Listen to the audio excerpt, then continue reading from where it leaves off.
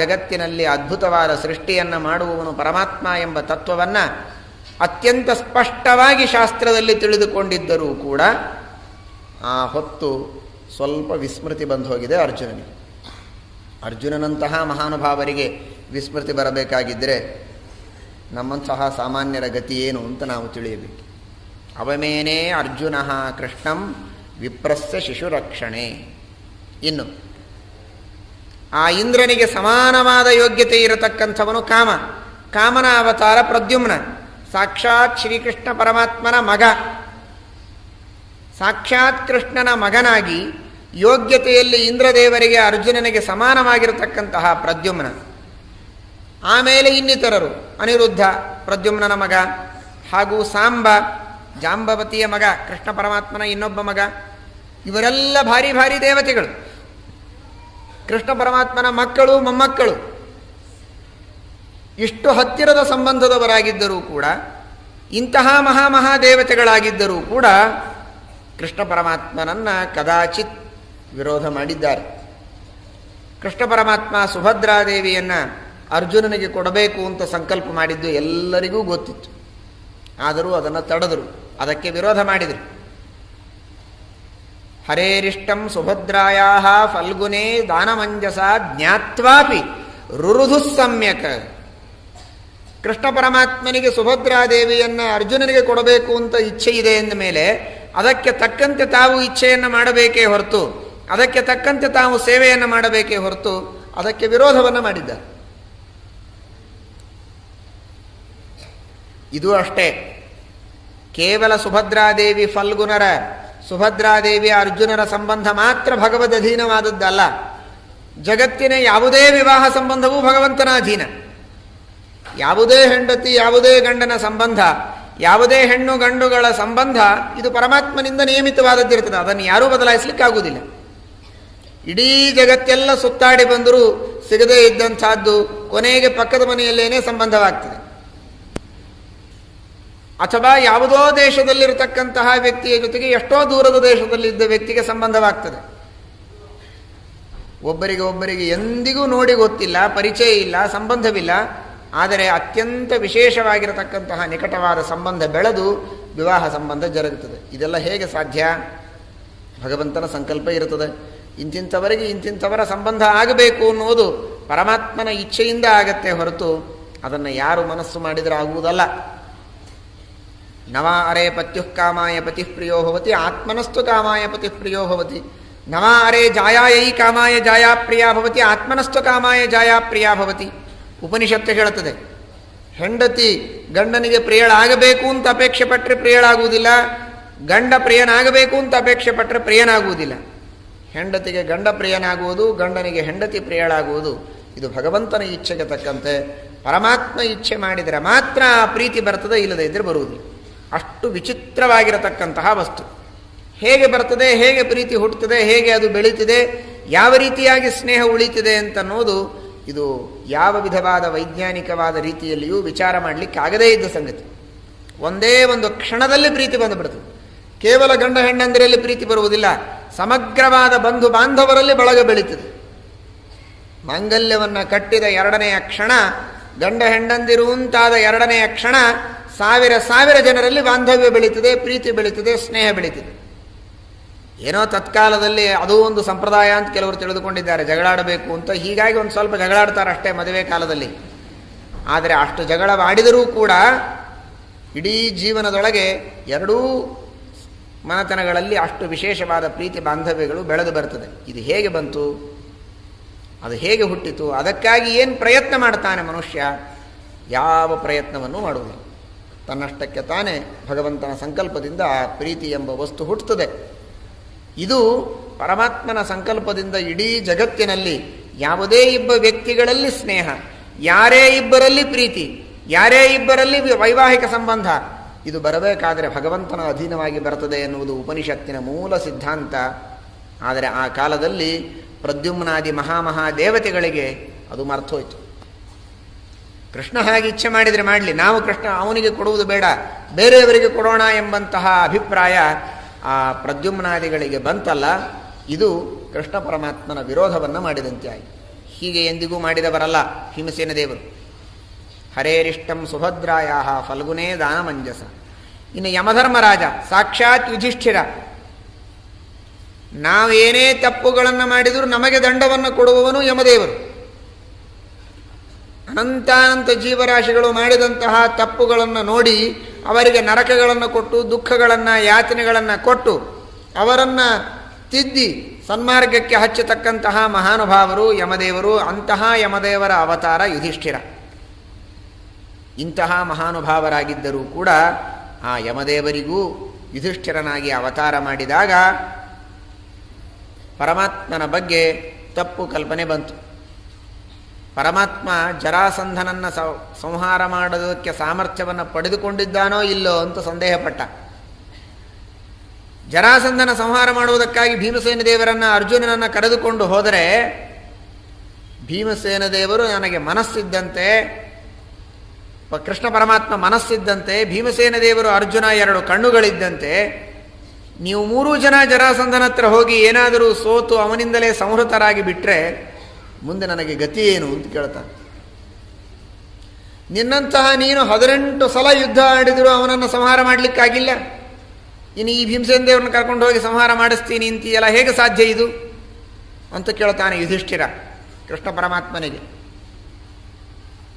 ಇಡೀ ಜಗತ್ತಿನ ಸಂಹಾರ ಮಾಡತಕ್ಕಂತಹ ಪರಮಾತ್ಮ ಕೇವಲ ಆ ಜರಾಸಂಧನ ಸುತ್ತಮುತ್ತಲೂ ಇರುವ ಅಧಾರ್ಮಿಕರಾದ ದುಷ್ಟರಾದ ಜನರೆಲ್ಲ ಒಂದು ಕಡೆಗೆ ಸೇರಲಿ, ಎಷ್ಟು ಬಾರಿ ಅವರೆಲ್ಲ ಸೇರಿ ಬರ್ತಾರೆ ಅಷ್ಟೆಲ್ಲ ಜನರನ್ನ ಸಂಹಾರ ಮಾಡಿ ಭೂಭಾರ ಹರಣ ಮಾಡೋಣ ಅನ್ನುವುದಕ್ಕೆ ದೇವರು ಜರಾಸಂಧನನ್ನು ಬಿಟ್ಟಿದ್ದೇ ಹೊರತು ಜರಾಸಂಧನನ್ನು ಕೊಲ್ಲುವ ಶಕ್ತಿ ಇಲ್ಲ ಅನ್ನುವುದಕ್ಕಾಗಿ ಜರಾಸಂಧನನ್ನು ಬಿಟ್ಟಿದ್ದಲ್ಲ.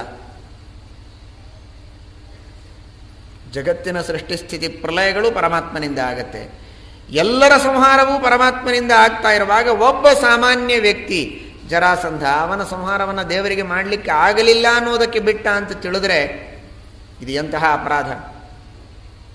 ನಾನು ಒಂದು ದಿವಸ ಹೇಳಿದೆ, ಇಡೀ ಜಗತ್ತನ್ನು ಸಂಹಾರ ಮಾಡುವವರು ಯಮದೇವರು, ಯಮದೇವರನ್ನು ಸಂಹಾರ ಮಾಡುವವನು ಸುದರ್ಶನ, ಸುದರ್ಶನನನ್ನು ಸಂಹಾರ ಮಾಡುವವರು ರುದ್ರದೇವರು, ರುದ್ರದೇವರಿಗೂ ವಾಯುದೇವರು, ದುರ್ಗಾದೇವಿ, ಕೊನೆಗೆ ಲಕ್ಷ್ಮೀ ನರಸಿಂಹ ಪರಮಾತ್ಮ ಇಡೀ ಜಗತ್ತಿನ ಸಂಹಾರವನ್ನು ಮಾಡುತ್ತಾನೆ ಎಂಬುದಾಗಿ ಶಾಸ್ತ್ರ ಹೇಳುತ್ತದೆ. ಅಂತಹ ಜಗತ್ತನ್ನೇ ಸಂಹಾರ ಮಾಡುವ ತನ್ನನ್ನೂ ಸಂಹಾರ ಮಾಡುತ್ತಾರೆ ನರಸಿಂಹದೇವರು ಪರಮಾತ್ಮ ಎಂಬುದಾಗಿ ತಿಳಿಯದೆ ಆ ಕೆಲವು ಕಾಲ ಯುಧಿಷ್ಠಿರ ಧರ್ಮರಾಜ ನಿನಗೆ ಜರಾಸಂಧನನ್ನು ಸಂಹಾರ ಮಾಡಲಿಕ್ಕೆ ಆಗಲಿಲ್ಲ ಅಂತನ್ನುವ ಮಾತನ್ನು ಆಡ್ತಾನೆ ಅಂತಂದರೆ ಇದು ಪರಮಾತ್ಮನ ಬಗ್ಗೆ ತಪ್ಪು ತಿಳಿದಂತೆ ಆಯಿತು. ಇದು ದೊಡ್ಡದಾಗಿರತಕ್ಕಂತಹ ಪಾಪ ಸಾಧನ, ಅಧರ್ಮ ಇದು. ಹೀಗೆ ಭಗವಂತನ ಬಗ್ಗೆ ಭೀಮಸೇನ ದೇವರು ತಿಳಿದಿದ್ದಿಲ್ಲ. ದೇವಕೀ ವಸುದೇವಾದ್ಯಾ ಕೃಷ್ಣಂ ಮರ್ತ್ಯಂ ಹಿಮೇನಿರೆ. ದೇವಕೀ ವಸುದೇವಾದಿಗಳು ಅವರೂ ಕೂಡ ಕೃಷ್ಣ ಪರಮಾತ್ಮನನ್ನು ಸಾಮಾನ್ಯ ಮನುಷ್ಯ ಎಂಬುದಾಗಿ ತಿಳಿದು ಬಿಡ್ತಾ ಇತ್ತು. ಸಾಕ್ಷಾತ್ ದೇವರನ್ನೇ ಮಗನನ್ನಾಗಿ ಪಡೆದುಕೊಳ್ಳುವ ಭಾಗ್ಯ ಇದ್ದರೂ ಕೂಡ ಕೃಷ್ಣ ಪರಮಾತ್ಮನನ್ನು ಸಾಮಾನ್ಯ ಮನುಷ್ಯ ಅನ್ನುವಂತೆ ಕೆಲವು ಸಲ ತಿಳಿದು ಬಿಡ್ತಾ ಇದ್ದರು ಭ್ರಾಂತಿಯಿಂದ. ಕೃಷ್ಣ ಪರಮಾತ್ಮ ಬೈತಾನೆ, ಪರಂಭಾವ ಮಜಾನಂತಹ ಮಮಭೂತ ಮಹೇಶ್ವರಂ ಮಾನುಷೀಂ ತನುಮಾಶ್ರಿತಂ. ನಾನೊಬ್ಬ ಸಾಮಾನ್ಯ ಮನುಷ್ಯ ಅಂತ ಅನೇಕ ಜನ ತಿಳಿತಾರೆ, ಅದು ತಪ್ಪು ಅಂತ ಕೃಷ್ಣ ಪರಮಾತ್ಮ ಭಗವದ್ಗೀತೆಯಲ್ಲಿ ನಿಂದೆ ಮಾಡ್ತಾನೆ.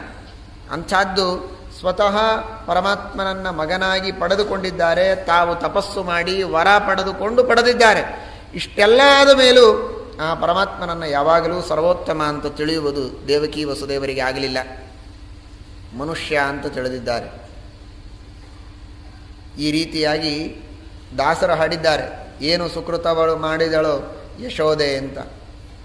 ಯಶೋದ ಪರಮಾತ್ಮನನ್ನು ಮನುಷ್ಯ ಅಂತ ತಿಳಿದಳು, ಆದರೆ ದಾಸರಂತಾರೆ ಏನು ಸುಕೃತವ ಮಾಡಿದಳೋ ಯಶೋದೆ, ಆ ಪರಮಾತ್ಮನಿಗೆ ಆರತಿಯನ್ನು ಎತ್ತಾಳೆ. ಇಡೀ ಜಗತ್ತಿಗೇನೆ ಪ್ರಕಾಶವನ್ನು ಕೊಡತಕ್ಕಂತಹ ಪರಮಾತ್ಮ, ಕೋಟಿ ಸೂರ್ಯ ಪ್ರಕಾಶ, ಅನಂತ ಸೂರ್ಯ ಪ್ರಕಾಶ ಅಂತ ಹೇಳ್ತಾರೆ. ಅಂತಹ ಪರಮಾತ್ಮನಿಗೆ ಆರತಿ ಮಾಡ್ತಾಳೆ. ಇಡೀ ಜಗತ್ತಿಗೆ ನಿದ್ರೆಯನ್ನು ಕೊಡತಕ್ಕಂತಹ ಪರಮಾತ್ಮ, ಅವನು ನಿಜವಾಗಿ ಮಲಗಿಬಿಟ್ರೆ ಜಗತ್ತಿನೊಳಗೆ ಯಾರೂ ಬದುಕಲಿಕ್ಕೆ ಸಾಧ್ಯ ಇಲ್ಲ. ಅಂಥವನಿಗೆ ಪರಮಾತ್ಮ ಯಶೋಧಾದೇವಿ ಮಲಗಿಸ್ತಾಳೆ ಹಾಡಿ ಅಂತಂದರೆ ಎಷ್ಟು ಭಾಗ್ಯವನ್ನು ಮಾಡಿದ್ದಾಳೆ ಅಂತ ದಾಸರು ಕೊಂಡಾಡಿದ್ದಾರೆ. ಯಾವ ಸಂದರ್ಭದಲ್ಲಿ ಯಶೋಧಾದೇವಿ ಪರಮಾತ್ಮನನ್ನು ಪರಮಾತ್ಮ ಅಂತ ತಿಳಿದು ಅತ್ಯಂತ ಭಕ್ತಿಯಿಂದ ಸೇವೆಯನ್ನು ಮಾಡಿದ್ದಾಳೆ, ಆಗ ದಾಸರು ಹೇಳಿದಂತೆ ಭಾರೀ ಸುಕೃತವನ್ನು ಮಾಡಿದ್ದಾಳೆ ಯಶೋಧಾದೇವಿ ಅಂತ ತಿಳಿಯಬೇಕು. ಸರ್ವೋತ್ತಮನಾದ ಭಗವಂತನಿಗೆ ನಾನು ತೊಟ್ಟಿಲಲ್ಲಿ ತೂಗುತ್ತಾ ಇದ್ದೇನೆ, ಸರ್ವೋತ್ತಮನಾದ ಕೋಟಿ ಸೂರ್ಯ ಪ್ರಕಾಶನಾದ ಪರಮಾತ್ಮನಿಗೆ ನಾನು ಆರತಿಯನ್ನು ಮಾಡ್ತಾ ಇದ್ದೇನೆ ಎಂಬ ಅನುಸಂಧಾನದಿಂದ ಯಾವಾಗ ಯಶೋಧಾದೇವಿ ಮಾಡ್ತಾ ಇದ್ಲೋ ಅದು ಅವಳ ಅನೇಕ ಜನ್ಮಗಳ ಅನಂತ ಜನ್ಮಗಳ ಸುಕೃತದ ಫಲ. ಆದರೆ ಕೆಲವು ಸಲ ಇವನು ಮನುಷ್ಯ ಅಂತ ತಿಳಿದು ತಪ್ಪು ತಿಳುವಳಿಕೆಯಿಂದ ಭ್ರಾಂತಿಯಿಂದ ಯಾವಾಗ ವ್ಯವಹಾರ ಮಾಡ್ತಾ ಇದ್ಲೋ ಆಗ ಮಾತ್ರ ಅದು ಸುಕೃತದ ಫಲ ಅಲ್ಲ, ಅದು ದುಷ್ಕೃತದ ಫಲವೇ. ಸರ್ವೋತ್ತಮನಾದ ಭಗವಂತನನ್ನು ಒಬ್ಬ ಸಾಮಾನ್ಯ ಮನುಷ್ಯ ಅಂತ ತಿಳಿಯುವುದು ಪುಣ್ಯದ ಫಲ ಹೇಗಾಗಲಿಕ್ಕೆ ಸಾಧ್ಯ? ಅದು ಪಾಪದ ಫಲವೇ, ಅದು ಸರಿಯಾದದ್ದಲ್ಲ. ಆವಾಗ ದಾಸರ ಹಾಡಿಗೆ ಬೇರೆ ರೀತಿಯಾಗಿ ಅರ್ಥ ಮಾಡಬೇಕು ನಾವು. ಏನು ಸುಕೃತವ ಮಾಡಿದಳೋ ಅಂತ ಹೊಗಳೋದಲ್ಲ, ಏನು ಸುಕೃತ ಮಾಡಿದಳು ಯಶೋಧ? ಏನೂ ಮಾಡಲಿಲ್ಲ ಅಂತ. ಸರ್ವೋತ್ತಮನಾದ ಭಗವಂತನನ್ನು ಸರ್ವೋತ್ತಮ ಅಂತ ತಿಳಿಯದೆ ಸಾಮಾನ್ಯ ಮನುಷ್ಯ ಅಂತ ತಿಳಿದಳಲ್ಲ, ಏನು ಸುಕೃತ ಮಾಡಿದ್ಲು? ಮಗನಾಗಿ ಪಡೆದು ಅವನನ್ನು ಸರ್ವೋತ್ತಮ ಅಂತ ತಿಳಿದು ಉಪಾಸನೆ ಮಾಡೋದು ಬಿಟ್ಟು ಮನುಷ್ಯ ಅಂತ ತಿಳಿತಾಳಲ್ಲ, ಅದು ತಪ್ಪು ಅಂತ ಅರ್ಥ. ಒಂದೇ ದಾಸರ ಪದಕ್ಕೆ ಎರಡು ತರಹದ ಟೋನಗಳಿಂದ ಹಾಡಬೇಕು. ಆ ರೀತಿಯಾಗಿ ದೇವಕೀ ವಸುದೇವರು ಪರಮಾತ್ಮನನ್ನು ಮನುಷ್ಯ ಅಂತ ತಿಳಿದರಲ್ಲ, ಇದು ದೊಡ್ಡ ತಪ್ಪು. ವಿದುರ ಅತೀ ಭಕ್ತನಾದವನು, ಕೃಷ್ಣ ಪರಮಾತ್ಮನ ವಿರೋಧ ಮಾಡಿದವರನ್ನು ಎಂದಿಗೂ ಸಹನ ಮಾಡಲಿಲ್ಲ. ಕೃಷ್ಣ ಭಕ್ತರಾದ ಪಾಂಡವರ ಪಕ್ಷವನ್ನೇ ಯಾವಾಗಲೂ ಕಟ್ಟಿದ. ಸ್ವತಃ ತಾನು ದುರ್ಯೋಧನ ಧೃತರಾಷ್ಟ್ರರ ಆಶ್ರಯದೊಳಗಿದ್ದರೂ ಕೂಡ ಅವರ ಯಾವ ದಾಕ್ಷಿಣ್ಯಕ್ಕೂ ಬೀಳದೆ ಕೃಷ್ಣ ಭಕ್ತರಾದ ಪಾಂಡವರನ್ನೇ ಯಾವಾಗಲೂ ಪೋಷಣೆ ಮಾಡಿದವನು, ಯಾವಾಗಲೂ ಅವರ ಸೇವೆಯನ್ನೇ ಮಾಡಿದವನು. ಇಂಥವನಾಗಿದ್ದರೂ ಕೂಡ ವಿದುರ ಮಾಡಿದ ತಪ್ಪೇನು ಅಂದರೆ ಬಂಧನಂ ಶಂಕಮಾನೋಪಿ ನಾವತಾರ ಮರೋಚಯತ್. ಕೃಷ್ಣ ಪರಮಾತ್ಮ ಸಂಧಾನಕ್ಕೋಸ್ಕರವಾಗಿ ಧೃತರಾಷ್ಟ್ರನ ದುರ್ಯೋಧನನ ಸಭೆಗೆ ಹೊರಟ್ರೆ ಸಭೆಗೆ ಹೋಗಬೇಡ ಅಂತಾನೆ ವಿದುರ. ಯಾಕೆ ಹೋಗಬೇಡ ಅಂತೀಯ ಅಂತ ಕೇಳಿದರೆ, ಕಟ್ಟಿ ಹಾಕಿಬಿಡ್ತಾರೋ ನಿನ್ನನ್ನು ಕಟ್ಟಬೇಕು ಅಂತ ಸಂಕಲ್ಪ ಮಾಡಿದ್ದಾರೆ, ಯಾಕೆ ಹೋಗ್ತೀಯ? ಸುಮ್ಮನೆ ಹೀಗೆ ಇಲ್ಲಿಂದ ವಾಪಸ್ ಹೋಗ್ಬಿಡು ಪಾಂಡವರ ಹತ್ರ, ಇವರ ಸಹವಾಸವೇ ಬೇಡ ಅಂತಂತಾನೆ. ಒಂದರ್ಥದಲ್ಲಿ ವಿದುರನಿಗೆ ಕೃಷ್ಣ ಪರಮಾತ್ಮನ ಮೇಲಿರುವ ಭಕ್ತಿಯ ಸಂಕೇತವೇ ಇದು. ಕೃಷ್ಣ ಪರಮಾತ್ಮನನ್ನು ಕಟ್ಟಿ ಹಾಕ್ತಾರೆ, ಕಟ್ಟಿ ಹಾಕುವುದು ಬೇಡ ಅನ್ನುವುದಕ್ಕಾಗಿ ಸೂಚನೆಯನ್ನು ಕೊಟ್ಟ. ಹೇಗೆ ಪಾಂಡವರನ್ನು ಅರಗಿನ ಮನೆಯಲ್ಲಿ ಸುಡುತ್ತಾರೆ ಅಂತ ಗೊತ್ತಿದ್ದದ್ದಕ್ಕೆ ಅವರಿಗೆ ಬೇರೆ ಒಂದು ಸುರಂಗ ಮಾರ್ಗವನ್ನು ಹಾಕಿಕೊಟ್ಟ.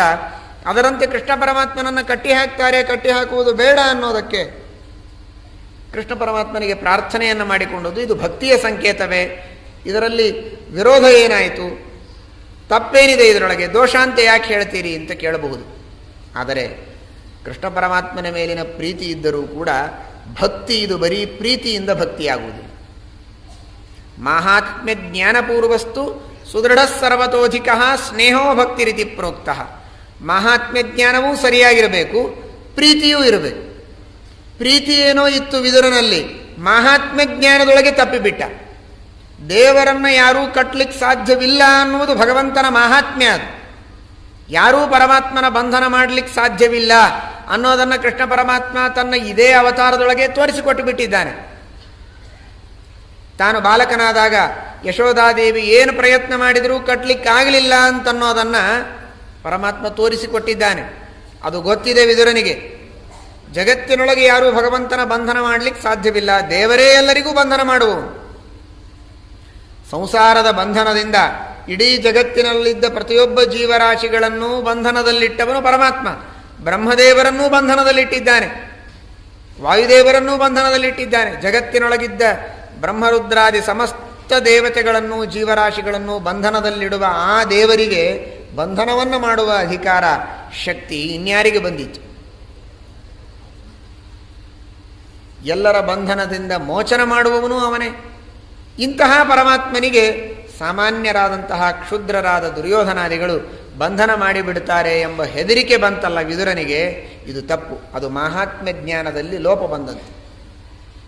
ಯಾರೂ ಬಂಧನ ಮಾಡಲಿಕ್ಕೆ ಸಾಧ್ಯವಿಲ್ಲ ಎಂಬ ಮಾಹಾತ್ಮ್ಯವನ್ನು ಮರೆತಂತಾಯಿತು. ಅದು ವಿದುರನಲ್ಲಿ ಬಂದಿರತಕ್ಕಂತಹ ತಪ್ಪು, ಭಕ್ತಿಯ ಲೋಪ, ಶುದ್ಧವಾದ ಭಾಗವತ ಧರ್ಮದ ಲೋಪ. ಈ ರೀತಿಯಾಗಿ ವಿದುರನೇ ಇರಬಹುದು, ಯುಧಿಷ್ಠಿರನೇ ಇರಬಹುದು, ಪ್ರದ್ಯುಮ್ನಾದಿಗಳಿರಬಹುದು, ಅರ್ಜುನ ಅಥವಾ ಶೇಷದೇವರು, ಭೀಷ್ಮಾಚಾರ್ಯರು ಸ್ವತಃ ಅಂಬಾ ನನ್ನ ಮದುವೆಯಾಗು ಅಂತ ಹೇಳಿದರೆ ಮದುವೆಯಾಗದೆ ಪರಶುರಾಮ ದೇವರ ಜೊತೆಗೆ ನೇರವಾಗಿ ಯುದ್ಧವನ್ನಾಡ್ತಾರೆ. ಅಷ್ಟವಸುಗಳಲ್ಲಿ ದ್ಯುನಾಮಕ ವಸುಗಳ ಅವತಾರರಾಗಿರತಕ್ಕಂತಹ ಭೀಷ್ಮಾಚಾರ್ಯರು 525 ವರ್ಷಗಳವರೆಗೆ ಅಧ್ಯಯನ ಮಾಡಿದಂತಹ ಮಹಾನುಭಾವರು. ಇಷ್ಟು ಓದಿದರೂ, ಸಾಕ್ಷಾತ್ ಪರಶುರಾಮ ದೇವರ ಶಿಷ್ಯರಾಗಿದ್ದರೂ, ಸ್ವತಃ ತಾವು ದ್ಯುನಾಮಕ ವಸುಗಳ ಅವತಾರರಾಗಿದ್ದರೂ ಕೂಡ, ತಾವೇ ಶಾಂತಿ ಪರ್ವ ಅನುಶಾಸನ ಪರ್ವಗಳಂತಹ ಭಾರೀ ದೊಡ್ಡ ಧರ್ಮ ಸಂಹಿತೆಗಳ ಉಪದೇಶ ಮಾಡಿದ ಮಹಾನುಭಾವರಾದರೂ ಕೂಡ ಸ್ವತಃ ದೇವರ ಜೊತೆಗೆ ಯುದ್ಧವನ್ನಾಡ್ತಾರೆ. ಅಂದ ಮೇಲೆ ಇಂತಿಂತಹ ಮಹಾನುಭಾವರು ಕೂಡ ಕದಾಚಿತ್ ತಪ್ಪಿದ್ದಾರೆ. ಆದರೆ ಎಂದಿಗೂ ತಪ್ಪದೇ ಇದ್ದವರು ಭೀಮಸೇನ ದೇವರು ಮಾತ್ರ ಎಂಬುದಾಗಿ ಶ್ರೀಮದಾಚಾರ್ಯರು ನಿರ್ಣಯವನ್ನು ಕೊಡ್ತಾರೆ. ಆದರೆ ಒಂದೇ ಮಾತನ್ನು ನಾವು ತಿಳಿಯಬೇಕು, ಇಡೀ ಜೀವನದೊಳಗೆ ಭಗವದ್ಭಕ್ತರಾಗಿ ಭಗವಂತನ ಸ್ಮರಣೆಯನ್ನು ಸದಾ ಕಾಲದಲ್ಲಿ ಮಾಡ್ತಾ, ಯಾವಾಗಲೂ ವೇದೋಕ್ತವಾದ ಧರ್ಮಗಳನ್ನೇ ಅನುಷ್ಠಾನ ಮಾಡ್ತಾ, ಯಾವಾಗೋ ಒಂದು ಸಲ 2 ಸಲ ಆಗ ಈಗ ತಪ್ಪಿರುತ್ತಾರೆ ಮಹಾನುಭಾವರು, ದೇವತೆಗಳು, ಅಷ್ಟನ್ನೇ ತಿಳಿಯಬೇಕೇ ಹೊರತು ಹೀಗಲೇ ಯಾವಾಗಲೂ ತಪ್ತಾನೇ ಇರ್ತಾರೆ ಅಂತ ಸರ್ವಥಾ ತಿಳಿಯಬಾರದು. ನಾವು ಹಾಗಲ್ಲ, ಯಾವಾಗಲೂ ತಪ್ಪುತ್ತಾ, ಯಾವಾಗಲೂ ಭಗವಂತನ ವಿಸ್ಮರಣೆಯಲ್ಲಿಯೇ ಇದ್ದು, ಯಾವಾಗೋ ಒಂದು ಸಲ ದೇವರ ಸ್ಮರಣೆ ಮಾಡಿರ್ತೇವೆ, ಯಾವಾಗೋ ಒಂದು ಸಲ ಭಕ್ತಿ ಮಾಡಿರ್ತೇವೆ. ಇದೇ ನಮಗೂ ಅವರಿಗೂ ಇರುವ ವ್ಯತ್ಯಾಸ. ಆದ್ದರಿಂದ ನಮಗಿಂತಲೂ ಕೋಟಿ ಕೋಟಿ ಪಟ್ಟು ಪೂಜ್ಯರಾದ ಆ ದೇವತೆಗಳನ್ನು ಭಕ್ತಿಯಿಂದಲೇ ಕಂಡು ಉಪಾಸನೆಯನ್ನು ಮಾಡ್ತಾ, ಅವರಿಗಿಂತಲೂ ಉತ್ತಮರಾದ ವಾಯುದೇವರಿಗಿಂತಲೂ ಅವರು ಅಧಮರಾಗಿದ್ದಾರೆ ಅಂತ ಇಷ್ಟನ್ನು ಮಾತ್ರ ನಾವು ತಿಳಿದು ಅವರ ಉಪಾಸನೆಯನ್ನು ಮಾಡಬೇಕು ಎಂಬುದಾಗಿ ಶ್ರೀಮದಾಚಾರ್ಯರು ಹೇಳಿದ್ದಾರೆ. ಶ್ರೀಕೃಷ್ಣಾರ್ಪಣ.